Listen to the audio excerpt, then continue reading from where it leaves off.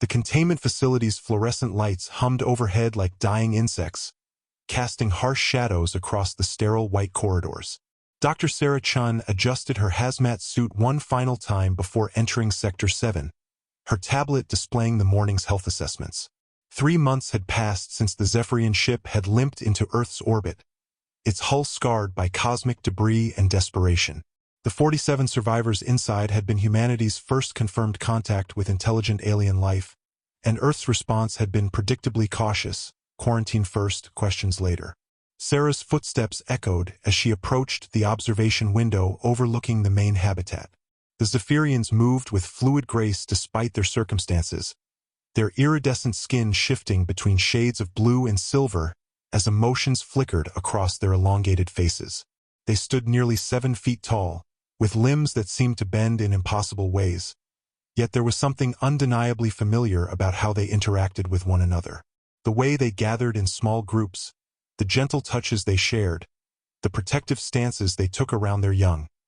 It all spoke to something deeper than mere survival instinct. Dr. Chun. The voice crackled through her comm unit.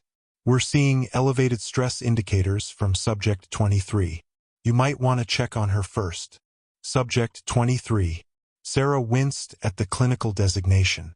3 months of observation, and the bureaucrats still refused to acknowledge these beings as individuals deserving of names. She pulled up the file on her tablet. Female, estimated age 32 Earth years, arrived with one infant approximately 6 months old. Both appeared healthy upon initial examination, though the infant had shown slower development than expected. Sarah keyed in her access code and stepped through the airlock into the habitat proper. The Zephyrians paused in their activities, their large, dark eyes tracking her movement with wary intelligence. She'd worked hard to build trust with them, learning basic gestures of respect, bringing small comforts when regulations allowed. But today felt different. There was tension in the air, a collective anxiety that made her skin crawl. She found Subject 23, Kira, as Sarah had privately named her, huddled in the far corner of the habitat, her body curved protectively around a bundle of shimmering fabric. As Sarah approached, Kira looked up with eyes that held depths of sorrow she'd never seen in any human face. The alien mother's skin had lost its healthy luminescence, appearing dull and gray, almost translucent in places. Kira? Sarah used the name softly, knowing the alien couldn't understand but hoping her tone would convey compassion. The response came not in words but in a sound that needed no translation, the keening wail of a mother in distress. Kira's vocal cords produced harmonics that resonated in Sarah's chest, awakening something primal and protective. The alien mother slowly unwrapped the bundle in her arms, revealing her infant. Sarah's breath caught in her throat. The baby was clearly malnourished, its once bright skin now pale and lifeless. Where Zephyrian infants should glow with inner light, this child was fading like a dying star. Its breathing was shallow, labored, and its tiny limbs moved weakly against its mother's chest. Kira looked directly into Sarah's eyes through the transparent faceplate of her hazmat suit. The alien's voice was melodic despite her distress, rising and falling in patterns that sounded almost like song. But then, cutting through the musical language like a blade, came words in broken English. My milk has dried up, human. Sarah staggered backward, her tablet clattering to the floor. In 3 months of observation, none of the Zephyrians had spoken a word of human language. The translation devices had been useless, the linguistic experts baffled by the complexity of their communication. Yet here was Kira, speaking directly to her in words that carried the weight of absolute desperation.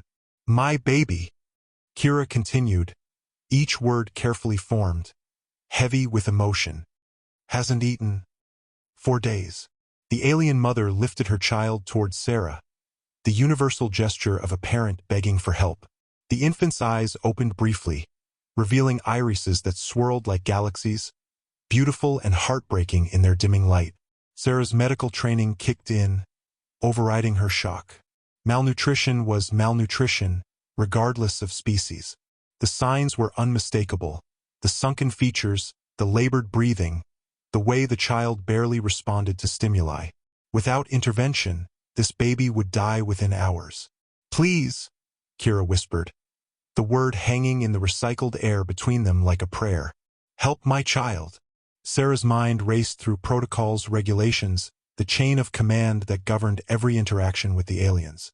She thought of Director Walsh's stern warnings about maintaining professional distance, about the security concerns, about the dozens of bureaucrats who would need to approve any deviation from standard procedure. She thought about her career, her reputation, the years of work that had brought her to this moment. Then she looked into Kira's eyes again and saw something that transcended species, language, and fear. The desperate love of a mother watching her child slip away. The facility's intercom crackled to life. Dr. Chun, please report to decontamination. Your observation period is complete. Sarah reached for her comm unit, then hesitated. Once she reported this, everything would change. The facility would go into lockdown, committees would form, debates would rage while a baby died. She looked at Kira, at the child whose light was fading with each shallow breath. I'm going to help you, Sarah whispered, not knowing if Kira could understand but hoping her tone conveyed the promise. I don't know how yet, but I'm going to help your baby. For the first time since entering the habitat, Kira's skin showed a flicker of its former luminescence. The decontamination chamber's chemical mist hissed around Sarah as she stood motionless, her mind churning with impossible calculations. Standard protocol demanded she report Kira's English speech immediately, but doing so would trigger a cascade of interviews, evaluations, and security reviews that could take days while the infant grew weaker. She thought of her own daughter, Emma, safe at home with her grandmother, and imagined how she would feel watching her child starve while bureaucrats debated proper procedures. The outer door cycled open, revealing Dr. Marcus Webb, the facility's chief administrator. His thin face wore its usual expression of barely contained irritation, made worse by the early hour and the steam rising from Sarah's suit. Long observation today, he noted, checking his tablet. Any anomalies to report? Sarah met his gaze steadily. Nothing unusual. The subjects appear stable. The lie came easier than she'd expected, though her heart hammered against her ribs. Webb nodded curtly. Good. The review board meets tomorrow to discuss the next phase of integration protocols. Can't have any surprises complicating matters. He paused, studying her face. You look tired, Sarah. Maybe take the afternoon off. Dr. Morrison can handle the evening rounds. I'm fine, Sarah replied quickly. Too quickly. Webb's eyes narrowed slightly, but he said nothing more before walking away. Sarah hurried to her office, her mind already forming the outline of a desperate plan. She pulled up her computer's medical database, cross-referencing Zephyrian physiology with human biochemistry. The aliens' digestive systems were remarkably similar to mammals, their infants requiring nutrients analogous to those found in mother's milk. But the specific protein structures, the mineral content, the complex sugars, without knowing the exact composition of Zephyrian milk, any substitute could be toxic. Her fingers flew over the keyboard, accessing archived biological samples from the initial medical examinations. Somewhere in the facility's biolab, there had to be tissue samples, blood work, something that could give her the molecular blueprint she needed. But the security clearance requirements made her pause. Every access was logged, tracked, reviewed. If she started pulling files without authorization, Webb would know within hours. Sarah's phone buzzed. A text from her ex-husband. Emma has a fever. Can you pick her up early from school? The message hit her like a physical blow. Her own child needed her, while in Sector 7, another mother watched her baby slowly dying. The parallel was too cruel to ignore. Sarah stared at the screen, feeling the weight of impossible choices pressing down on her shoulders. A soft knock interrupted her spiraling thoughts. Dr. James Morrison stood in her doorway, his weathered face creased with concern. At 65, he was the facility's senior physician and the closest thing Sarah had to a mentor in this strange new world of xenobiology. Heard you had an interesting morning, he said, settling into the chair across from her desk. Webb mentioned you seemed rattled. Sarah forced a casual shrug. Just tired. This whole situation. She gestured vaguely toward the containment sectors. It weighs on you, you know? Morrison nodded slowly. 40 years in medicine, and I've never felt quite so helpless. We're treating symptoms without understanding the disease, following protocols designed for human patients on beings we barely comprehend. He leaned forward. Sometimes I wonder if we're more afraid of them than they are of us. The opening was too perfect to ignore. Sarah lowered her voice. James, hypothetically speaking, if one of the infants was showing signs of malnutrition, what would be our options? Morrison's gray eyebrows rose. Hypothetically? We'd need to understand their nutritional requirements first. The biolab has tissue samples from all the subjects, but accessing that data would require clearance from 3 different departments. He paused, studying her face. Why do you ask? Sarah felt the weight of decision settling over her like a lead blanket. Trust Morrison, risk exposure, possibly save a life. Or maintain the lie, follow protocol, and watch a baby die. It's not hypothetical, she whispered. Morrison's expression didn't change, but something shifted behind his eyes. Tell me. Sarah described her encounter with Kira, the dying infant, the desperate plea in broken English. Morrison listened without interruption. His fingers steepled beneath his chin. She spoke English, he said finally. After 3 months of linguistic dead ends, she suddenly spoke English. Yes, and her baby is dying, James. Maybe hours left. Morrison was quiet for a long moment, staring past Sarah toward the window that overlooked the facility's central courtyard. When he spoke, his voice carried the weight of decades of difficult decisions. The biolab closes for lunch in 20 minutes. Dr. Yamamoto always leaves early on Fridays to pick up his grandson from school. Morrison stood, smoothing down his lab coat.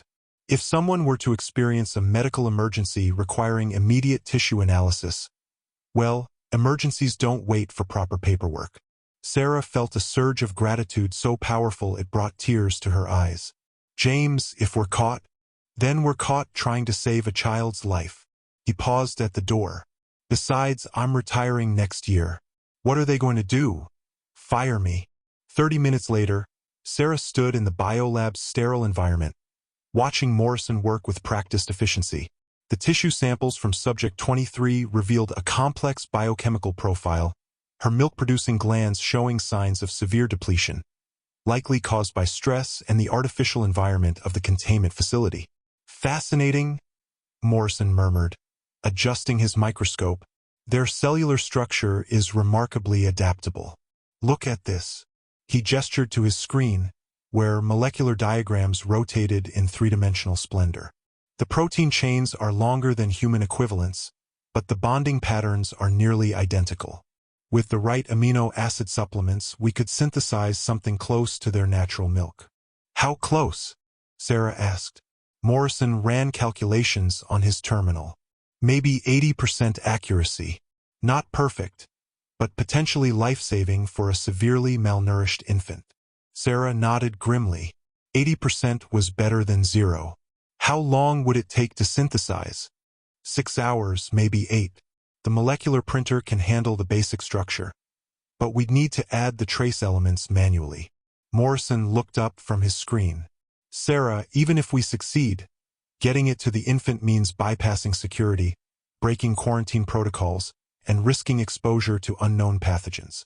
Are you prepared for those consequences? Sarah thought of Kira's desperate eyes, of the dying light in her child's face. She thought of Emma, safe at home, and imagined how she would feel if their positions were reversed. Start the synthesis, she said. The molecular printer hummed with mechanical precision as Sarah paced the length of the biolab, her eyes fixed on the progress display. For hours had passed since Morrison began the synthesis process, and every minute felt like an eternity. She'd called in sick for the evening shift, claiming a migraine, while Morrison had volunteered to cover her rounds, a decision that would keep him close to Sector 7 when the time came. The lab's security feeds showed empty corridors throughout the facility. Night shift meant skeleton crews, automated systems, and long stretches of unmonitored time. It was their best chance, possibly their only chance, to deliver the synthetic milk without detection. Sarah's tablet chimed with an encrypted message from Morrison. Subject 23 showing increased distress. Infant unresponsive to external stimuli. Estimate 2 to 3 hours remaining. Her hands trembled as she read the words. They were cutting it impossibly close. The printer's estimated completion time showed another 90 minutes, but that was just for the base formula. Morrison still needed to add the trace minerals, the complex enzymes, the dozens of micronutrients that would make the difference between nourishment and poison. A new message appeared. Security sweep at 2300 hours. You'll have a 15-minute window after guard rotation. Sarah checked her watch. 22:47. 13 minutes to prepare, 15 to act, and then hope that their desperate gamble would work. She pulled up the facility schematics on her tablet, tracing the route from the biolab to Sector 7. 2 security checkpoints, 3 sealed doors, and a decontamination chamber that would take precious minutes to cycle through. The printer's completion alarm sounded like salvation. Morrison appeared moments later, his lab coat pockets bulging with vials of supplements. His usually steady hands showed the slightest tremor as he began adding compounds to the milk substitute, each addition carefully measured and recorded. The protein structure is stable, he reported, running a final analysis. Mineral content matches within acceptable parameters. It's not perfect, Sarah, but it should sustain life long enough for natural recovery. Sarah sealed the synthetic milk in a sterile container, the pale blue liquid looking almost identical to samples of authentic Zephyrian milk from the archived files. As she slipped it into her jacket, Morrison caught her arm. If this goes wrong, tell them I coerced you. Use my retirement as leverage. Make them believe I forced you to help. James, promise me. Sarah nodded, though they both knew she would never follow through on such a promise. Together, they had crossed a line that couldn't be uncrossed. The corridors were tomb-quiet as Sarah made her way toward Sector 7. Her clearance badge opened each checkpoint without triggering alarms, the facility's trust in her still intact despite her deception. She slipped past the security station during the guard rotation, her heart hammering as she heard voices discussing the weekend's football games. The decontamination chamber seemed to take forever, chemical mist hissing around her as precious seconds ticked by. When the inner door finally opened, she found the habitat in near darkness. The Zephyrians settled into their rest cycle. Only Kira remained awake, cradling her motionless child in the farthest corner. Sarah approached slowly, the synthetic milk hidden in her jacket. Kira looked up as she drew closer, and even in the dim light, Sarah could see the change in the alien mother's appearance. Her skin had taken on an ashen quality, her luminescence nearly extinguished. Grief was consuming her from within, the biological connection between mother and child manifesting as physical deterioration. Human, Kira whispered, the word barely audible. Sarah knelt beside them, pulling out the container of synthetic milk. Kira's eyes widened, her head tilting in a gesture that needed no translation. Hope, desperate and fragile, flickering to life. For your baby, Sarah whispered, offering the container. Kira accepted it with trembling hands, her fingers exploring the smooth surface as if it might disappear at any moment. She brought it to her nose, inhaling deeply, and Sarah held her breath. Would the alien mother recognize it as suitable nutrition for her child? Kira's skin flickered with faint patterns of light, communication in the Zephyrian visual language that Sarah couldn't decipher. But when Kira looked at her again, tears were streaming down her elongated face, crystalline droplets that caught the habitat's emergency, lighting like scattered diamonds. Thank you, Kira said in careful English. Thank you, human mother. The words hit Sarah like an electric shock. Human mother.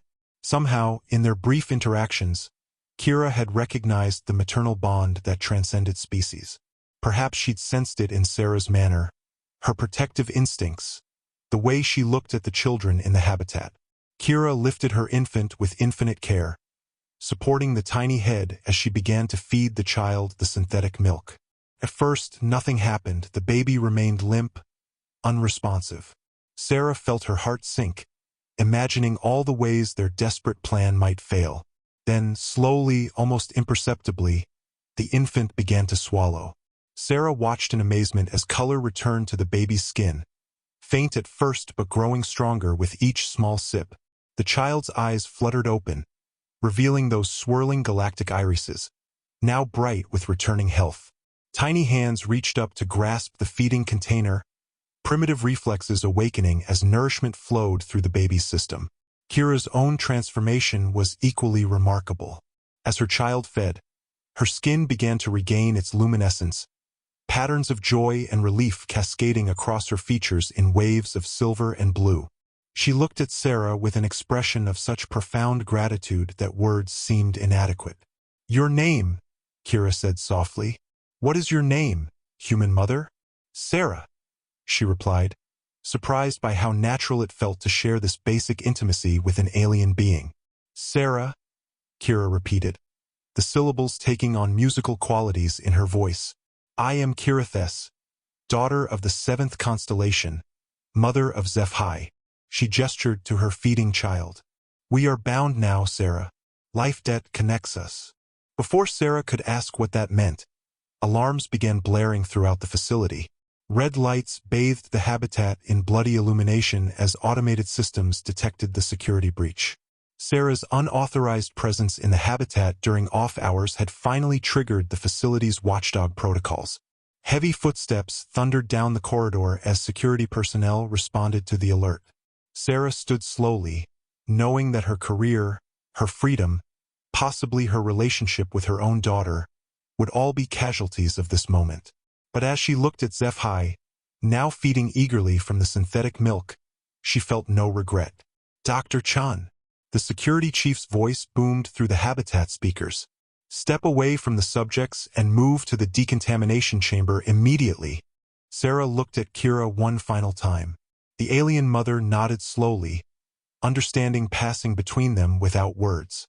Whatever happened next, they had saved a life together.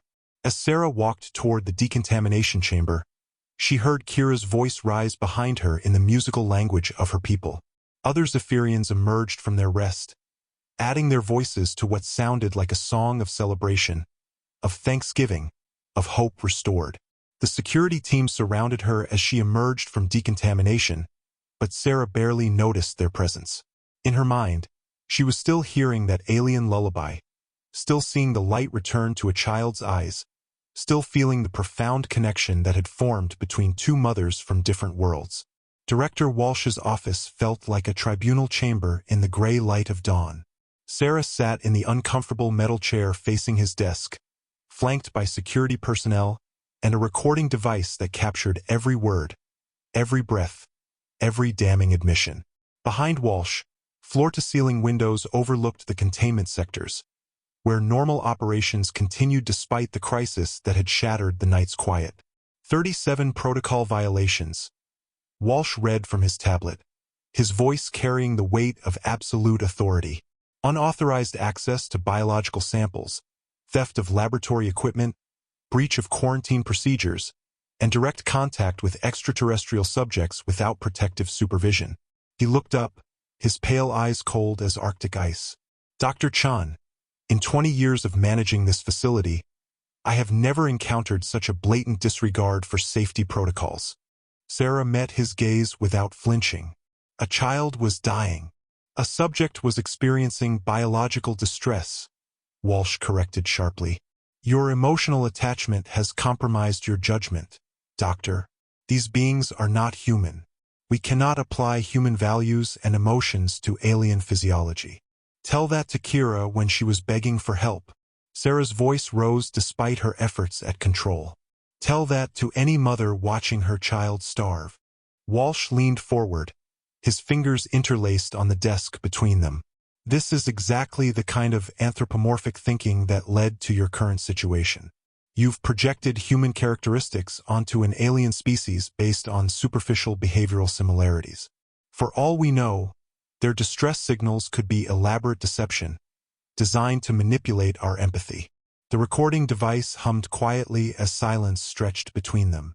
Sarah thought of Sci-Fi, now safely feeding in the habitat below, and felt no regret for the career that was crumbling around her. "The synthetic milk formula you created," Walsh continued, "has been analyzed by our biochemistry team. It's surprisingly accurate, nearly identical to natural Zephyrian milk based on our limited samples. His tone carried a note of grudging respect. However, introducing unknown substances into alien physiology could have triggered catastrophic biological reactions. You risked not only the infant's life but potentially the lives of every Zephyrian in our care. But it worked, Sarah said quietly. The baby is alive. This time, Walsh stood, pacing to the window that overlooked the containment sectors. Dr. Chun, your actions have created an impossible situation. The Zephyrians witnessed your intervention. They now know that humans can provide aid beyond their basic containment needs. This fundamentally alters the dynamic of our relationship with them. Sarah frowned. How is that a problem? If we can help them, because it establishes precedent. Walsh spun around, his composure finally cracking. Every medical issue, every discomfort, every perceived need becomes our responsibility. These beings could live for centuries, Dr. Chun. Are we prepared to become their caretakers for the next 300 years? A soft knock interrupted the escalating tension. Dr. Morrison entered without waiting for permission, his usually neat appearance disheveled after the sleepless night. Behind him walked Dr. Elena Vasquez, the facility's head linguist, her dark eyes bright with excitement that seemed inappropriate for the somber proceedings. Director, Morrison said, we need to discuss the linguistic breakthrough. Walsh's eyebrows rose. What breakthrough? Dr. Vasquez stepped forward, practically vibrating with scientific enthusiasm. The subject, Kirithes, has been attempting to communicate with our translation team all morning. Not just basic words, but complex linguistic structures. She's teaching us their language, Director. Actively and methodically teaching us. That's impossible, Walsh said flatly. 3 months of failed translation attempts. Because we were approaching it wrong, Vasquez interrupted. We assumed their communication was purely auditory, but it's multimodal. Sound, bioluminescence, even chemical signals working in concert. Kirithes is showing us how the patterns integrate. She pulled up holographic displays from her tablet, showing cascading waves of light and sound. This isn't just communication, Director. It's art, mathematics, philosophy, all encoded in living light. Morrison nodded grimly. She's also sharing medical information about her people. Nutritional requirements, biological vulnerabilities, healing processes we never imagined. Dr. Chen's intervention didn't just save one child. It opened a door to understanding their entire species. Walsh returned to his chair, the weight of new possibilities clearly affecting his calculations. Why now? Why share this information after months of silence? Because Dr. Chun proved we could be trusted, Morrison said simply. She risked everything to save a child. In their culture, that creates what they call a life debt. A sacred bond that extends beyond individuals to entire communities. Sarah felt a chill of understanding. She said we were bound now. Life debt connects us. According to Kirithes, Vasquez continued, the life debt makes humans honorary members of their extended family. They're not just sharing information, they're offering partnership. Alliance. They want to teach us about their technology, their science, their culture.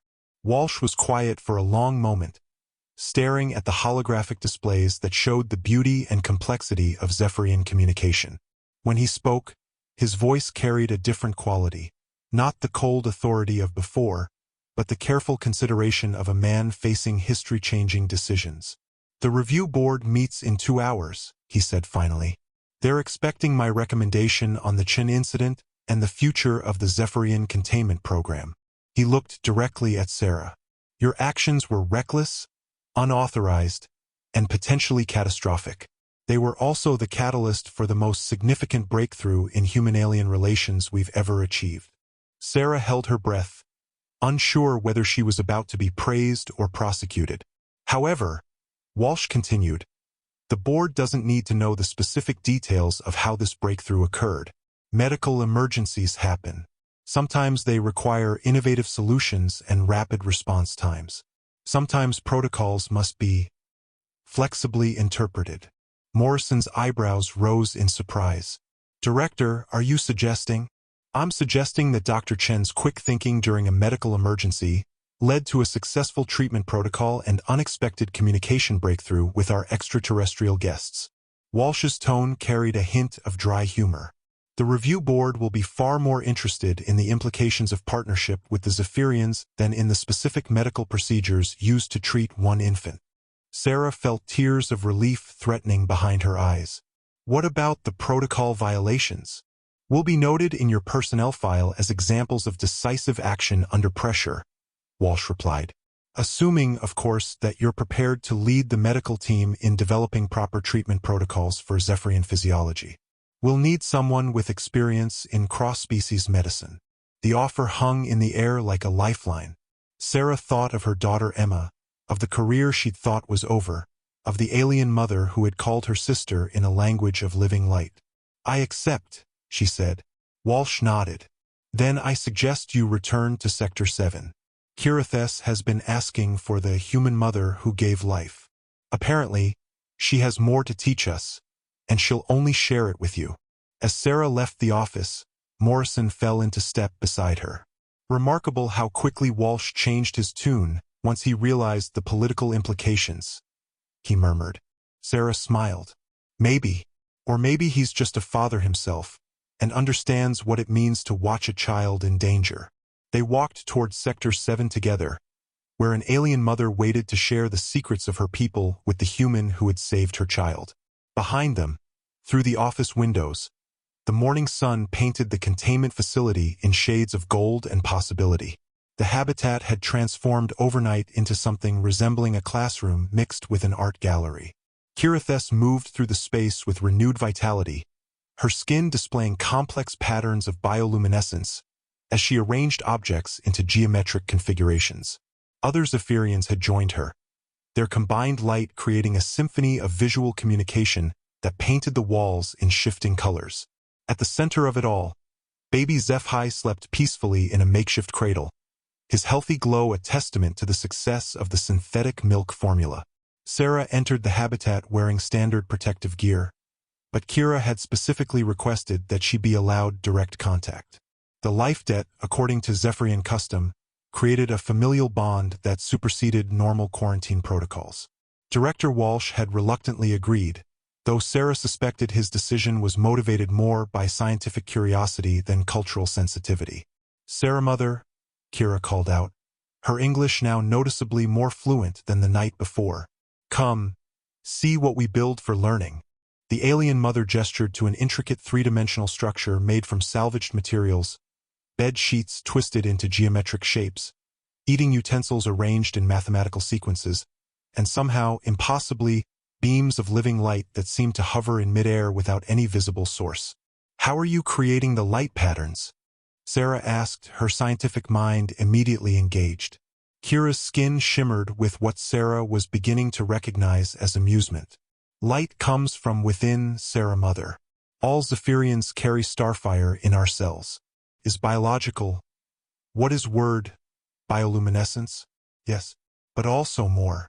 She gestured to the floating light beams. Emotion becomes visible. Thought becomes color. We speak with our whole being.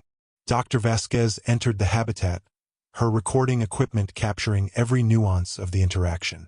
Behind her, Morrison and two other researchers observed from the decontamination chamber, their faces pressed against the transparent barrier like children at an aquarium. Kirithes, Vasquez said carefully. Yesterday you showed us basic mathematical concepts. Today you're demonstrating controlled bioluminescence projection. How are you advancing so quickly? Kira turned to include both women in her response, her skin showing patterns that seemed to indicate complex thought processes. Before yesterday, we did not trust. Trust is required for deep communication. Sarah Mother proved human capacity for life bond. Now we can share true knowledge. What do you mean by true knowledge? Sarah asked. Kira moved to the center of her geometric arrangement, baby Zephi stirring in response to his mother's movement. The other Zephyrians formed a circle around them, their combined bioluminescence creating a dome of shifting light that was both beautiful and somehow deeply meaningful. Your people measure intelligence by individual achievement, Kira began, her skin displaying mathematical formulas in living light. Zephyrians measure intelligence by collective harmony. We think together, feel together, know together. One mind alone is incomplete. Sarah watched in fascination as the light patterns began to form recognizable shapes. Star charts, molecular diagrams, what looked like architectural blueprints for structures beyond human imagination. You're sharing your entire civilization's knowledge? We share what we can, how we can, Kira replied. But true sharing requires trust bond with multiple humans. Sarah Mother began the connection. Others must join willingly. Dr. Vasquez stepped forward eagerly. How do we form these trust bonds? Kira's expression grew solemn, her bioluminescence dimming to softer hues. Trust bond cannot be forced or faked. Must be genuine connection, life to life, heart to heart. Sarah Mother proved this when she risked everything for Zephi. Such courage creates eternal bond. Sarah felt the weight of responsibility settling on her shoulders. Kira, your people have been refugees for months. What happened to your world? Why did you come to Earth? The light patterns around them shifted to darker colors, deep purples and blacks that spoke of loss and tragedy. Kira's voice took on the quality of distant thunder as she began to speak of her people's past. Zephyros Prime was dying star system. Our sun grew unstable, violent solar storms destroying atmosphere. We had centuries of warning, but... She paused, searching for words in the alien language of English. We believed in harmony above all. Believed nature would find balance. We waited too long to act. The other Zephyrians joined their bioluminescence to hers, creating a shared visual narrative of their world's destruction. Sarah saw cities of living light crumbling as stellar radiation stripped away protective magnetic fields. She saw evacuation ships launching into space, carrying the survivors of an entire civilization into the unknown darkness between stars. How many ships escaped? Morrison's voice came through the communication system from the observation chamber. 17 ships with 47 beings each, Kira replied. But space is vast and cold. Ships were damaged by solar storms. Communications failed one by one. We do not know if others survived the journey. Sarah did the mathematics in her head. Nearly 800 refugees scattered across the galaxy, possibly all dead except for the 47 survivors in this facility. The magnitude of the loss was staggering. Kira, she said gently, do you want to return to space? To search for the other ships?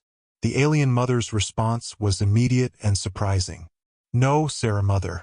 Earth is sanctuary now. We wish to build new home here, with humans as family bond partners.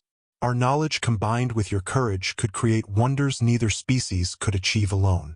Dr. Vasquez's eyes lit up with the implications. What kind of knowledge? Technology? Science? The light patterns shifted again, showing what looked like engineering schematics for impossible structures. Buildings that seemed to grow like living things, transportation systems that bent space itself, energy sources that drew power from the quantum vacuum. We can teach humans to speak with light, to build with living materials, to heal with harmonic frequencies, Kira explained. But such knowledge requires deep trust bonds, cannot be shared with those who would use it for harm. Sarah understood the implicit challenge. The Zephyrians weren't just offering.